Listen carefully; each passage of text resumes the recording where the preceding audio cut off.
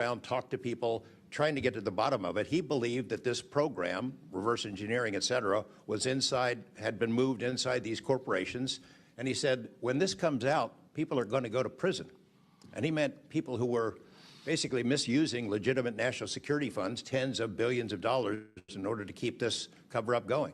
I also believe there's a legitimate reason for the cover-up in that there is undeniable connection of national security involved in this technology. If we are racing for it to master that technology against the Russians and the Chinese, which is what I have been told by Senator Reid and many others, then it is a race that's critical to our survival. There could be a form of disclosure, I think. Yes, it's real, it's from somewhere else, without revealing all the details that would allow someone else to have an advantage in the race for this technology. Thank you. My first question is to Mr. Knapp. Mr. Knapp, how do we know that the files that you obtained from the former Soviet government are not BS and just given to you as a disinformation campaign against the U.S. government? That's a good question. So I shared some of them with the Senate Intelligence Committee when I first got back because that was requested by the Russians, who shared some of that information with me. Secondly, I gave all of that material to the DIA through BASS, the Austin. People always ask me, Rob, how do you stay so positive? Great question. Simple answer. I play Royal Kingdom. I mean,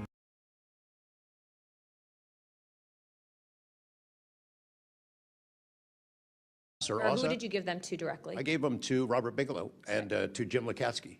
And they hired a whole team to go through them and retranslate them and analyze it. And they created a structure of how the UFO programs in the USSR and Russia were put together. They said they were real. The other person who said they were real is David Grush. And then finally, Mr. Borland, when you engaged with Arrow in 2023, you noted that their public statements did not match the reality that you and others had witnessed. In your assessment, what were the key limitations of Arrow? You know, I would put it to you this way. The statement Arrow has made is scientific evidence of extraterrestrials. Scientific evidence requires a scientific control. Extraterrestrial is an entity on another planet. The only way to scientifically prove extraterrestrial is we have to go to that planet, acquire technology, bring it back, and compare it to what we have here. So you're saying they won't let anything out because, or they won't come forward unless they confirm that unless they go to the planet and confirm where its origin is? That would be scientific evidence, yes. And by that statement, Arrow found no scientific evidence of extraterrestrials is basically, I don't want to call it a psyop, but a misrepresentation, because we do have things. But making that statement is not technically a lie. It's a misrepresentation of the full truth. I'm going to go to you, Mr. Knapp, first. You've interviewed numerous UAP whistleblowers over the years. Question is, how do you verify their claims before deciding they're credible enough to report on? It's a combination of factors. First, you check their credentials. Did they really serve where they said they did, and did they work where they said they did? Are there any other witnesses? Is there visual proof, film, footage, things of that sort? You ask the people around them that know them, that used to work with them, if they're credible people. That's one way. You know, I think about Arrow, the organization that this body created to deal with witnesses and whistleblowers. I hope I'm not taking too much of your time here, but they invited people to come forward, service members who saw things and had experiences. And I can tell you that the people that I have talked to who went through that are deeply disappointed. There was a guy named Bob Jacobs, who was a lieutenant attached to Vandenberg in 1964. His unit would record missile tests. They recorded all of them. On one of these particular tests, a UFO comes out of nowhere, zaps what looks like a laser beam at what would have been a nuclear dummy, a nuclear weapon, and disabled it. And he is called into the commander's office. Two guys in suits clip that film footage out that shows the UFO, and he's ordered to never talk about it. He comes forward to Arrow. He heeds the call, thinking he's doing his duty as an American to tell that story, and they completely dismissed him. They made up a story that they had tracked down the original footage, and there was nothing like that in it. Well, there was no original footage. It had been taken away the day the footage was recorded. He's deeply disappointed. People like Bob Salas, who had worked at a nuclear ICBM base, who saw UFOs flying over the base, and these missile silos were taken down. He went to Arrow, too, and was completely disregarded. started. It almost looks like Arrow operated as a counterintelligence operation to get people to come in, tell their stories, and then discredit all of them. I can't imagine that any whistleblower or witness will ever go to Arrow again because of what happened under the first director, who's now long gone, but still seems to act as the spokesperson for that organization. And I would say, Madam Chair, maybe at some point we need to really dig deep into Arrow, and I would encourage us. Oh, I'd be happy to send maybe a subpoena to Mr. Kilpatrick. There you go. Another question for you, Mr. Knapp. What is, in your view, having investigated this issue for so many years, what is the long game with respect to disclosure of this information to the public? Because with the advent of essentially a video camera and a high megapixel phone in everybody's pocket, at some point, this information is going to be impossible to withhold from the public. What do you think is the long game here? Well, the secret's out. I mean, how many videos have there been already? You know, videos that are leaked from within the military and intelligence agencies and contractors and censor platforms. It's out there. But they have the high ground. The people that don't want us to take it seriously dismiss it, discredit the witnesses, come up with a cover story. I mean, it's been out there a long time. The public senses that it's real, and the people in authority dismiss them. It's a game that's been going on a long time, and I don't think they're ever going to release it. I think that there's an attitude among the people that have been involved in this for a long time that the public doesn't deserve to know, and that the public probably can't handle it, but they can. Real quick, I'd like to ask the committee to replay that video that Burleson had played earlier. I want to ask every witness here, specifically ones that have censor training or have been able to recognize some of this movement real quick. So if you guys can please roll that real quick.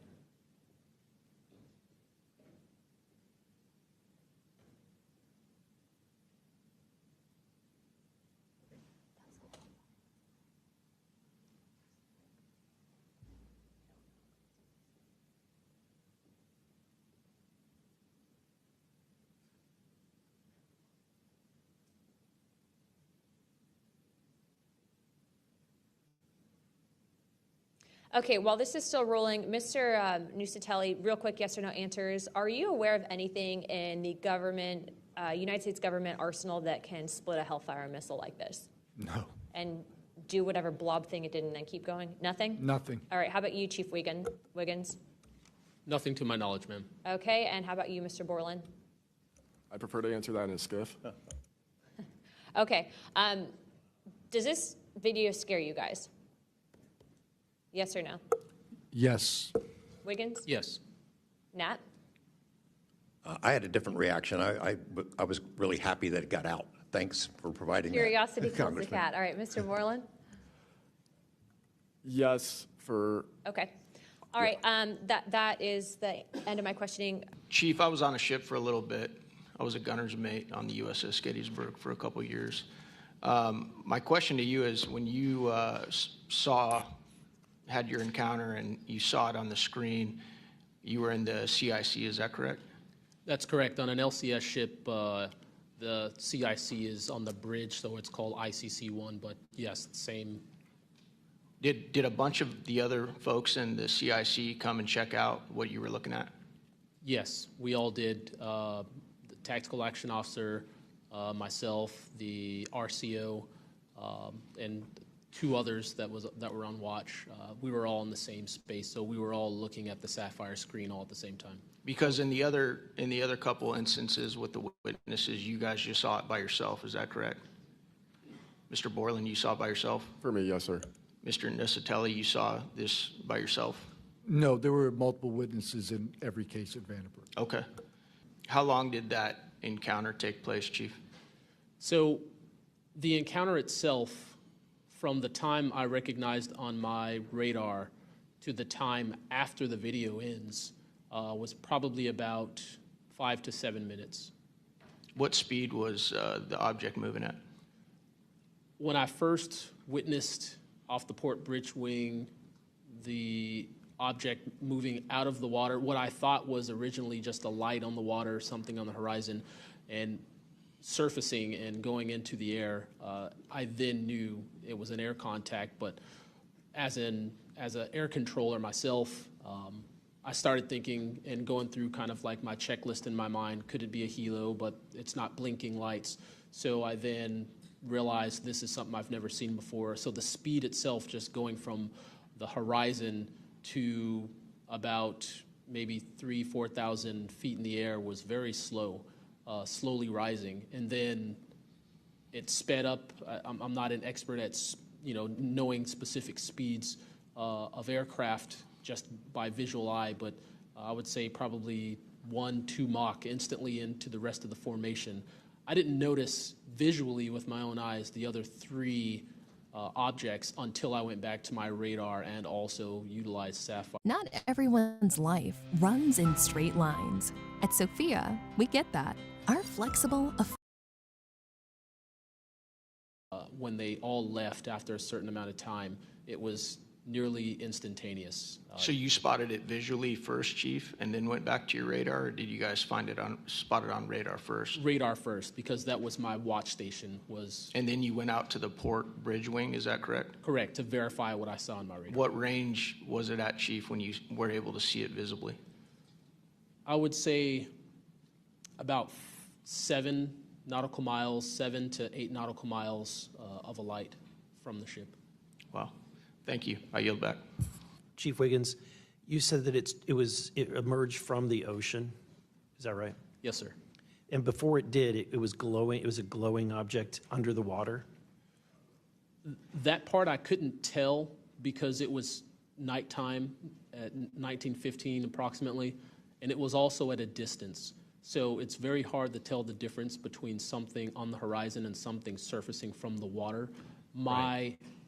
My personal thoughts after seeing what I saw is that it did in fact come from the water, but I don't have visual evidence showing exactly, that it did in fact come from the water. But I had to go through my process of elimination and try to figure out, was this a ship on the horizon just showing its lights at night, but to see it surface, then it made me question, okay, where did this come from? If it's flying and it's not a drone or anything like that, where was its origin? Where did it start? Mr. Knapp, in your testimony and in this document, you detail an event that happened in Russia where their nuclear missiles were activated, and we were close to a World War III at that time, which is startling to hear. It's also good to know that as we have investigated the JFK files as well, that we're learning that there was a document that was sent between Russia. There was an agreement between Russia and the United States that if they were to see some unidentified objects over sensitive sites, that they would report it to each other. Are you familiar with that document?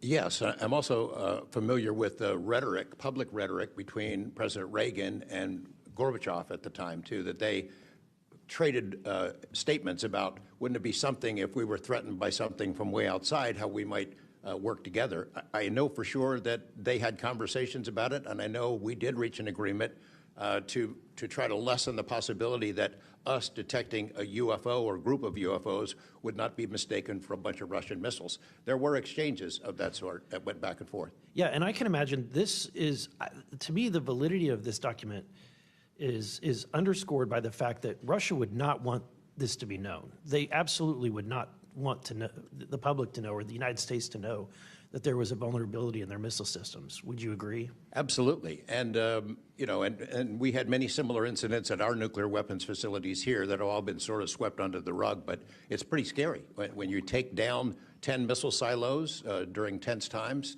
and you don't have a better explanation for it than it was a special test of security mechanisms or using EMPs, which is a preposterous explanation. At this point, I think it's clear from the hearing that there's advanced technologies that are taking place in our airspace. The question is, and I posed it in one of the previous hearings, is it ours, is it theirs, or is it otherworldly? There may not be a silver bullet at the moment, but when you look back through the hearing and the evidence that's been presented, if you're going to point the American people to one piece of evidence to start their journey on this topic, what would you suggest, sir? one piece of evidence,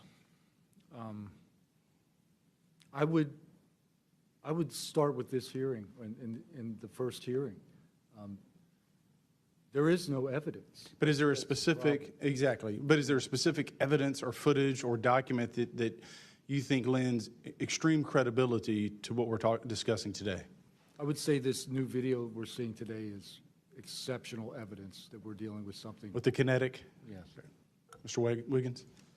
Sir, I'd have to say that if just the average person here in America looked at absolutely everything that has come across television, the internet, etc., you can't tell yourself that 100% of what's being recorded is fake or false. You have to, at some point, understand that there's something else out there. Well, I mean, and you bring an interesting point. You know, in the law enforcement community, anytime you're conducting an investigation, you're always looking at the totality of the circumstances. You're looking at all the evidence and how they piece together. And so that would be my, advice to the American people, that this is a journey that is just beginning from a congressional perspective, but you have decades of data, some of it not real, much of it is, but thanks to Chairwoman Luna, we're now presenting this to the American people. And I think this latest video from Mr. Burleson is something that should get everyone pause. When you see the 3 orbs that drop, was that in a defensive posture, or was that in an offensive posture? And what capabilities did those orbs have that we, quite frankly, may not have?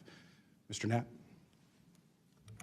As I mentioned at the beginning of my remarks, what hooked me on the story was the paper trail, these documents that shouldn't exist. We've been told for decades, over and over, there's nothing to it. It's not a threat. You can go about your business. And then when FOIA becomes the law of the land, thousands of pages to the contrary leak out. There's a memo by General Nathan Twining in 1947 when the country was being overflown by dozens of UFOs, hundreds of UFOs, in which he said, look, this is not visionary or fictitious, it's real. These things are craft. They're not ours. They outperform anything we've got. I mean, if you follow the paper trail of documents that they wrote before the military got wise and realized that FOIA really exists and changed their tune and not put things in writing, it spells it out pretty clearly. I'll go refer back to Russia. One incident I did not mention to Representative Burleson is Colonel Sokolov in that Ministry of Defense program said there were 40 incidents where Russian warplanes were sent to intercept UFOs, and they were ordered to fire on them. And for the most part, the UFOs would zip away. 3 of the pilots, though, did fire at these things. Those 3 planes stalled out, crashed. 2 of those pilots died. And after that, the Russians changed the standing order. If you see a UFO, leave them alone. No country in the world wants to say and admit that these objects are flying around in our airspace and there's nothing we can do about it. I mean, who wants to say that? The U.S. certainly doesn't, and the Russians didn't either. And I've got to be almost out of time, but Mr. Berlin, then you, sir, real quickly. Yeah, to be honest with you, I think Bob Lazar, and not for the reasons that most would talk about, mainly because Bob Lazar was immediately discredited. They said he never worked where he worked. They said he never did what he did. But yet Bob Lazar showed up with a bunch of friends and a video camera and was filming these test flights in the middle of the desert. So clearly he knew something. Dylan, knowing you testified to Arrow, are they obfuscating when they claim to have discovered no evidence of extraterrestrial beings, activity, or technology, and are they lying to the American public? As I said before, it's a manipulation of the public perception. The statement, scientific evidence of extraterrestrials, is a true statement. It is not the truth about what is happening and what we have. Would any of y'all like to comment on that further? Mr. Knapp, you're getting edgy. It's splitting hairs. No proof that they're extraterrestrials. What would that proof look like? A piece of kryptonite? What would it be? I mean, we could be talking about different forms of non-human intelligence. I think the dominant paradigm is that they come from outer space, somewhere else, and they have some way that they can cross those vast distances that we can't even imagine doing. But not necessarily, that's not necessarily the answer. So asking for proof of extraterrestrials might not be the answer at all. It's splitting hairs. We don't know where they're from. I don't know anyone who knows the answer for sure. You, just you, building your app on Base 44. This stuff for years, people with much bigger brains than mine knows the answer for sure. I've talked to Navy folks that some of the deep sea areas, they think there might be something there that they're here, and I don't know when they got here. Another point that needs to be made is every time, we say we're going to back engineer or whatever you want to call it, these craft, I always say, like, it'd be like if you took I ride motorcycles, but if you took like an Indian or a Harley to the people that came over here on the Mayflower, they'd see a bright, shiny object. They might polish it. They might get it started. I doubt they could. They couldn't work on it. They couldn't put fuel. They wouldn't be able to have the capability of putting fuel in it. I just think that's we're scratching at something that we don't have any knowledge of, and that's why it's just taken so dadgum long. But they do know, first one that cracks that code, it's over. I mean, it's energy, it's power, it's everything. And I worry too that in the wrong hands that they do that, they keep it from the rest of us because they're so invested in whatever energy sources we have here that their billionaire buddies are going to profit, and they can't retool because they know once it's out on the internet, it's over. And so I think there's a lot of things going after it, and I think that's why the move to discredit folks is so rapid too. I think, they point to them and they put the dogs on them, and it disgusts me. There's a price to be paid for that too. The Russians and Chinese are trying to figure this out as well, but they don't have the same kind of stigma. They tell their best scientists and engineers, get in there and work on it. And they've been doing it for a very long time, might have a head start on us. Here, we don't have our best scientists and engineers working on it because they've been told it's nonsense. The stigma is very real for people like that. I agree. Mr. Nusatelli, when you heard the testimony of Mr. Knapp talking about these missiles were shut down or turned on in Russia, does that remind you, when you hear these stories, it's got to remind you of the event that happened on your base? Absolutely. There are many accounts of incursions of this type taking place. I believe in the 60s we had a similar incursion in New England, and same thing happened. There were these objects coming over the base at low altitude, 200 feet over the base security police, and they were scrambling fighters, and then the objects would just fly off, and that went on for weeks. So the historical record has laid out that there's a pattern, that our installations are visited by these craft. They come in and do whatever they're doing, and then they leave. And we don't know how to respond. We don't know how to protect the installation. So that's why we're here. When you first heard, and we're having to report on these incidents that were being witnessed by other individuals, did you believe them? Did you yourself believe it would be true until you saw it? Yeah, these are people I've worked with for years, deployed with. I was in some of their weddings. These are people that I worked with every day of my life.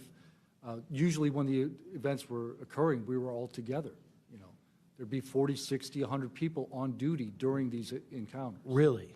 Yeah. All seeing it at the same time? Yes, these encounters were playing out while we were on duty, and we were responding and investigating in real time as they occurred. And as you said, the importance of your operation was highly important because they said it's the most important in 25 years, the research that you were conducting. For that particular launch, we had 500 Air Force police officers guarding the launch.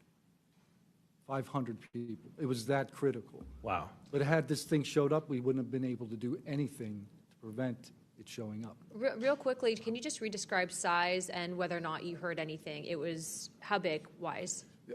The two square objects were at least as large as a football field.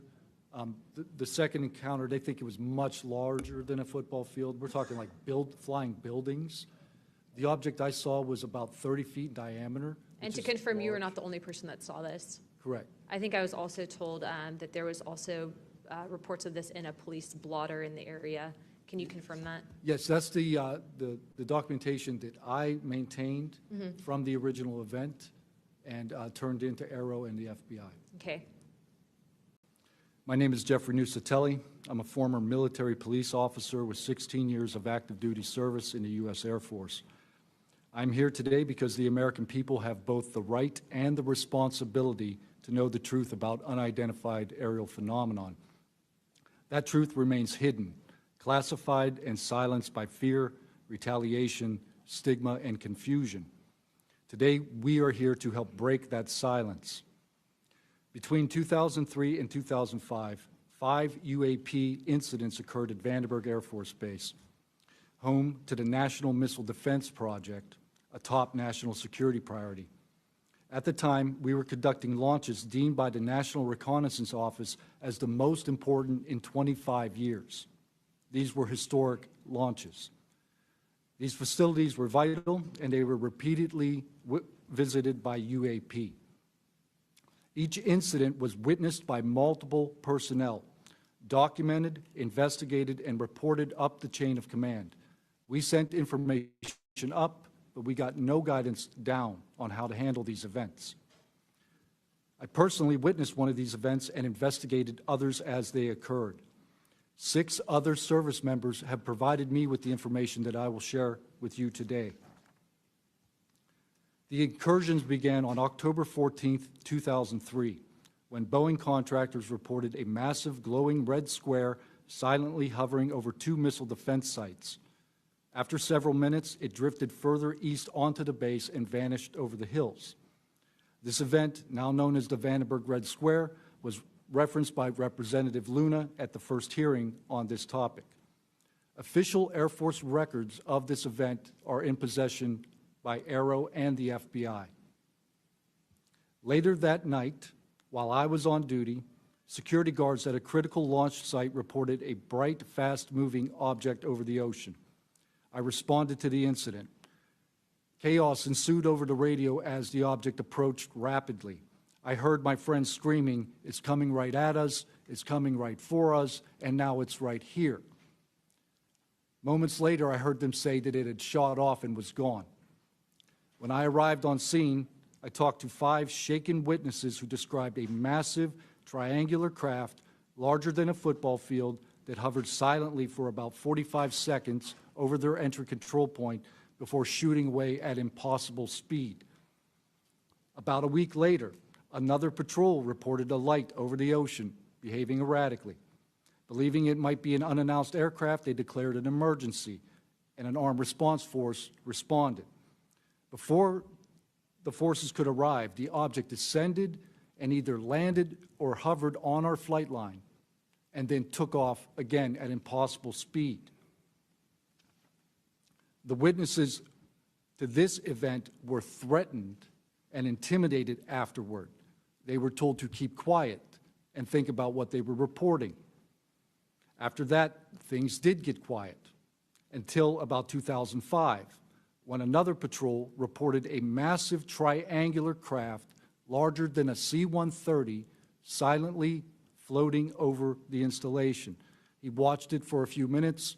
It traveled west and disappeared into the night. And then I had my own encounter, again in 2005. I was off duty, sitting in my backyard with 2 other police officers when we noticed what first appeared to be a satellite in orbit, but it wasn't acting like a satellite.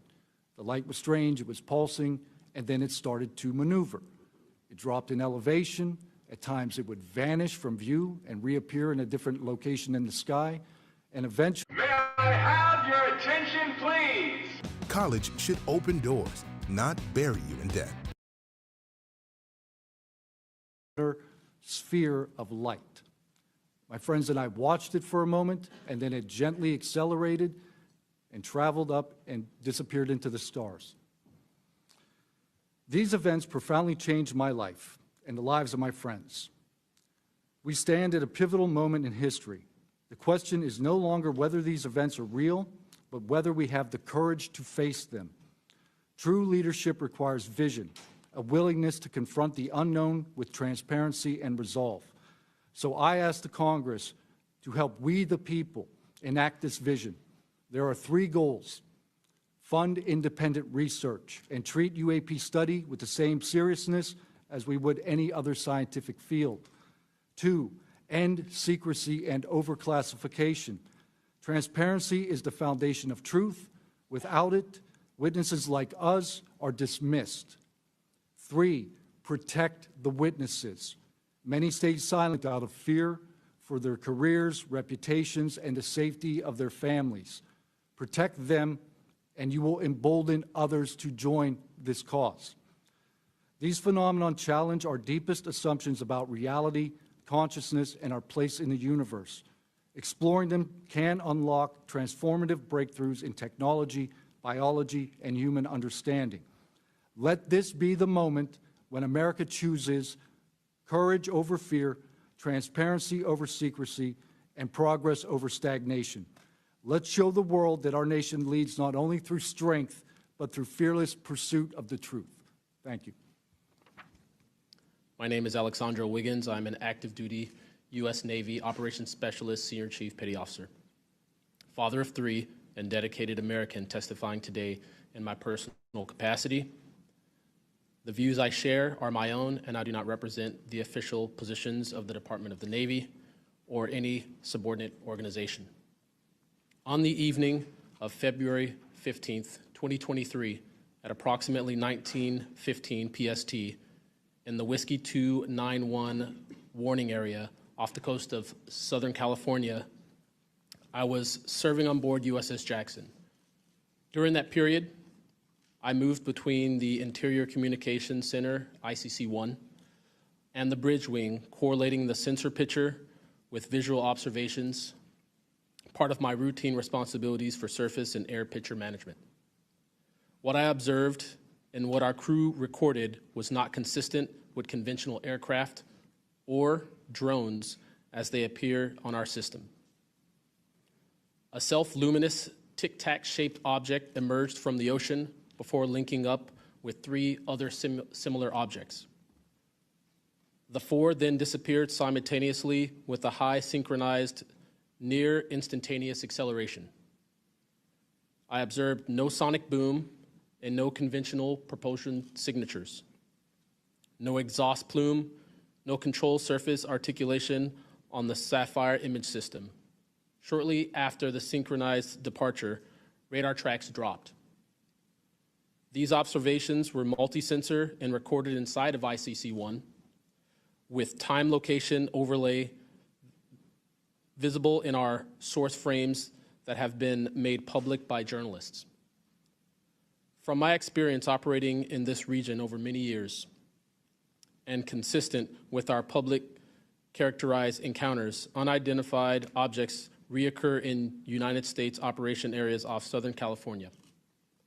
That fact alone does not tell us what they are, but it does argue the systematic stigma-free reporting and for the preservation of sensor data so analysts can evaluate safe and intelligence implications with rigor. I want to underscore 3 points for the task force and the committee. Aviation and maritime safety. When crews and watchstanders observe objects that maneuver or accelerate in ways that does not match known profiles and do so near our ships and aircraft, that is first and foremost a safety issue.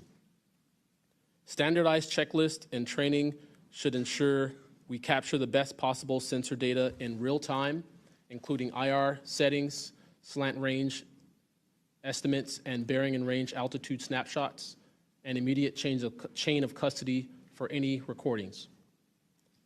Reporting without stigma, protection without retribution. Sailors need to know that reporting UAP encounters will not harm their careers. Congress can help by reinforcing witness protection and by directing the relevant office to maintain confidential, destigmatized channels for service members who step forward with data. Declassification and transparency where possible. The task force declassification mission is directly relevant here. Where operational security permits releasing metadata preserved sensor excerpts or at least technical summaries would improve public trust and accelerate outside scientific scrutiny. That includes, when feasible, the time geo-reference IR frames and radar parameters needed for independent analysis. To be clear, I am not here to make claims beyond my lane.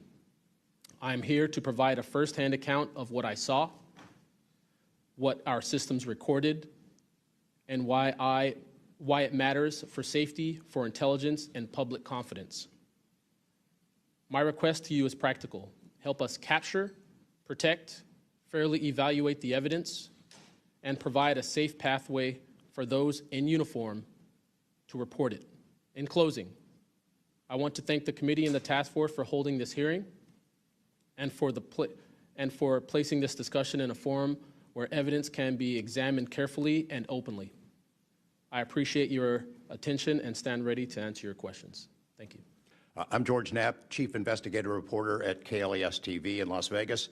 I began my pursuit of this weird mystery way back in 1987, and for 38 years, I've always approached this as a news story. It's not a matter of faith or belief. To me, it's a story, and it's an important one. I'm proud to be here alongside these witnesses today, men who have seen strange things and stepped forward to tell the world about it. Whistleblowers and witnesses who step up are routinely insulted, belittled, or worse. They risk their reputations, their careers, their clearances, their livelihoods, and sometimes much more than that, even their freedom. I know that one of the goals of the task force here is to figure out ways to protect whistleblowers and witnesses, and it's a tall order because so many of the things that happen to witnesses like these are extra legal.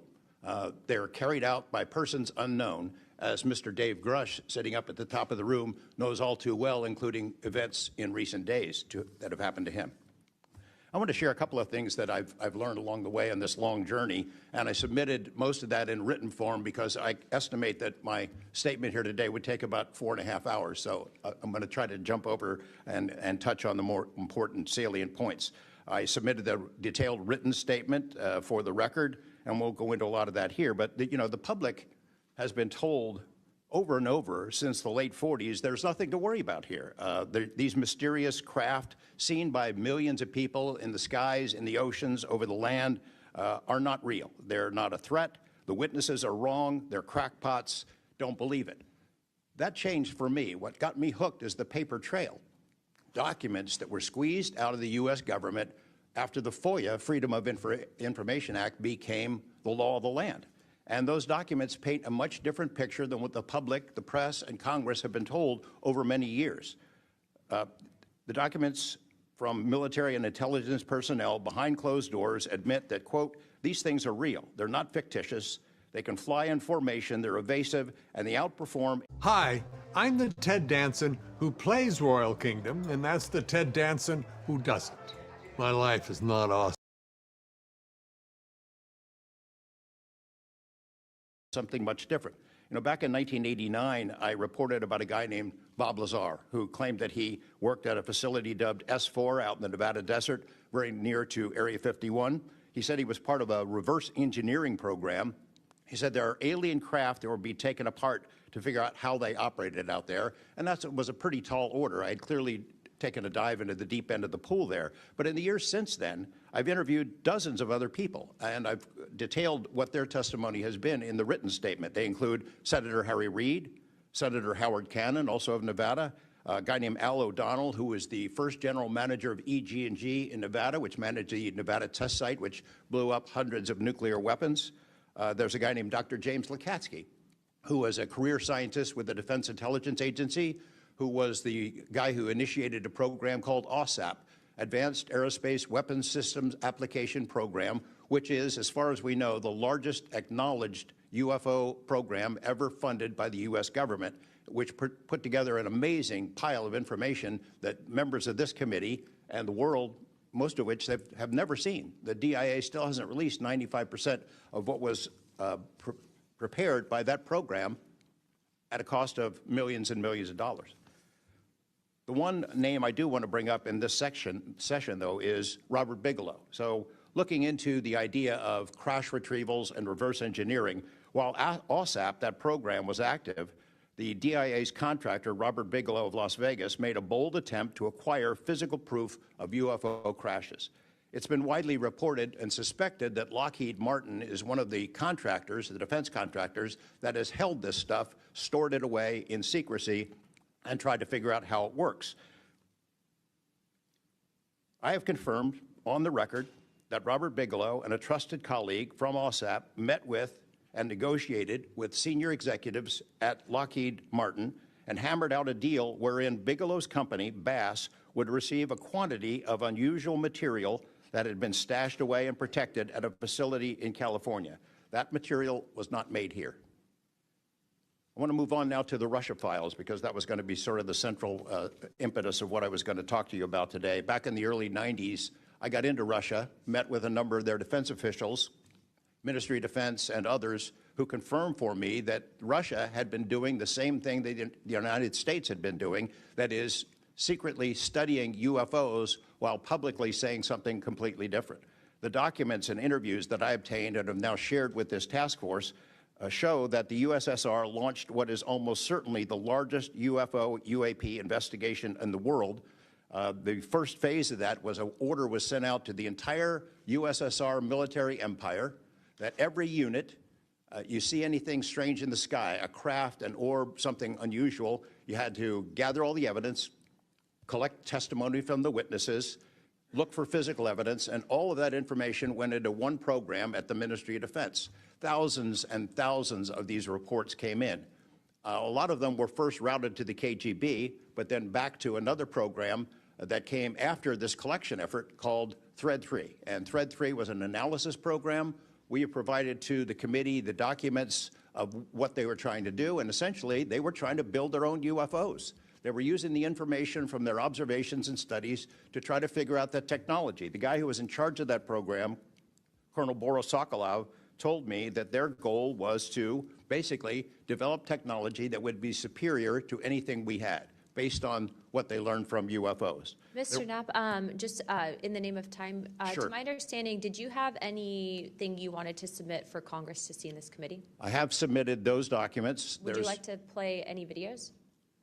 Do you have a video that you would like to play? I don't think it's for me to play. No, that was for Alexander. Yeah, Alexander's video.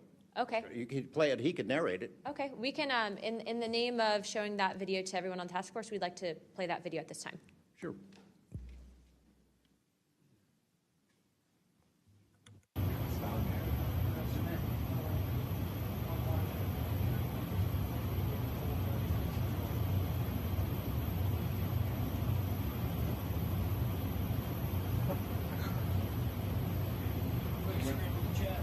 Wouldn't surprise you, I tell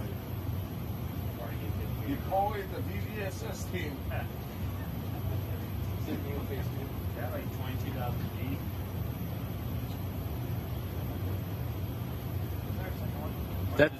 That took off earlier.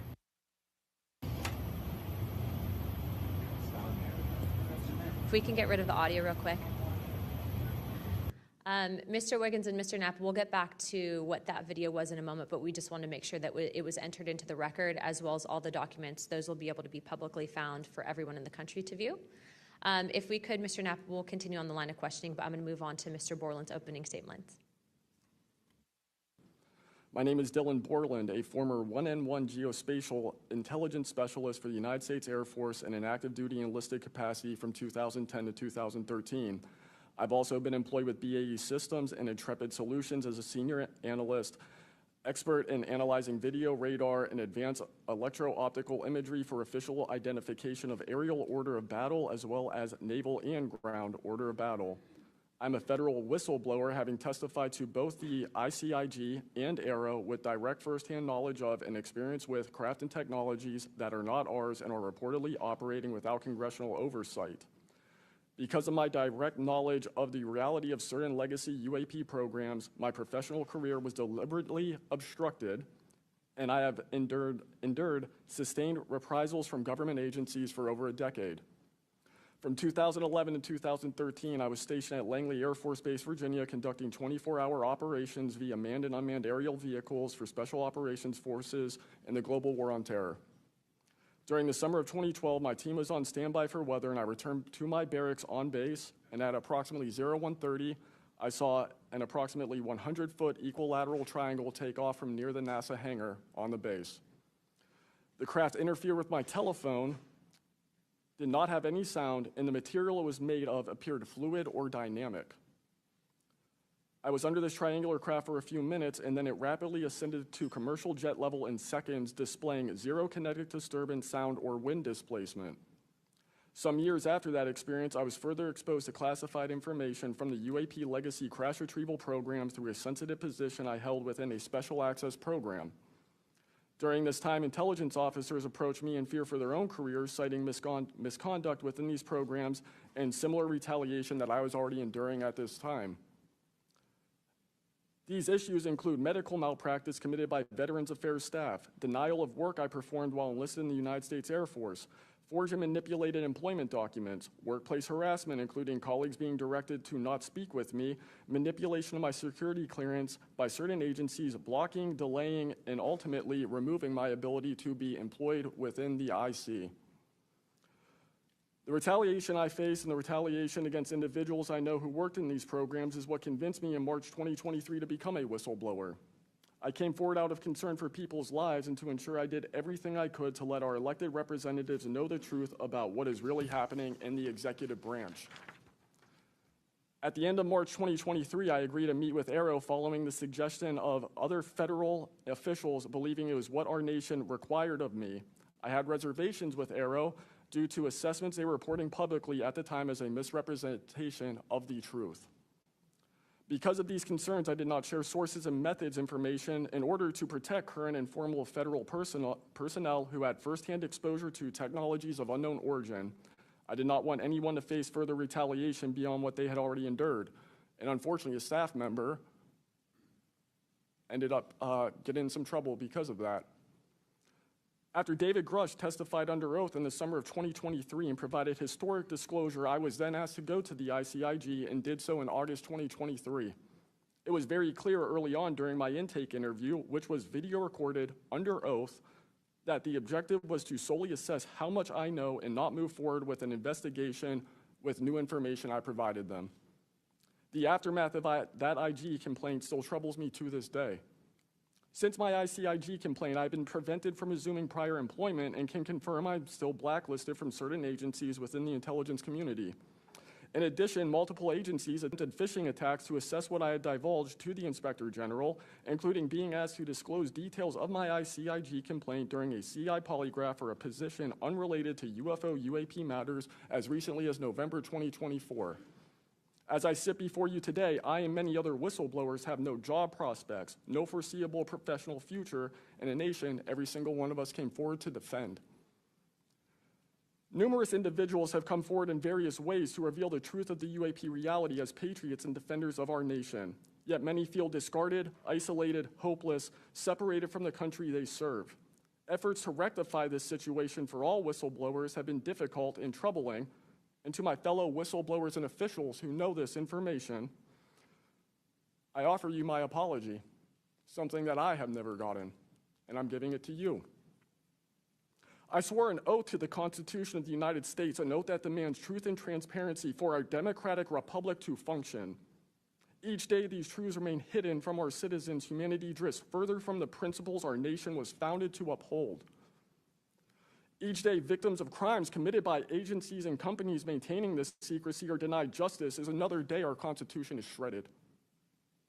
In 2023, Patriots provided this committee and the executive branch with undeniable proof of the UAP reality, and I commend your continued commitment. The future of humanity is one which we either travel to the stars or regress to the Stone Age with this technology. My career has been to deliver critical information to decision makers. Your role as elected by your representatives is to act on it. The time to act is now. Thank you. I'm a senior policy counsel at the Project on Government Oversight, a nonpartisan independent watchdog organization that investigates and exposes waste, corruption, abuse of power, and when the government fails to serve the public or silences those who report wrongdoing. Whistleblowers are the first line of defense to root out waste, fraud, abuse of power, and corruption in our government. Congress relies on whistleblowers so that it can fully exercise its oversight and legislative authorities. It's understandable that former presidents of both parties have often taken a hostile approach toward whistleblowers. Their disclosures can embarrass the president and their political party or even lead to a national scandal. but whistleblowers continue to play a vital role during both Democratic and Republican administration. Okay, if there's one AI site builder you need to meet, it's this dope tech from Wix.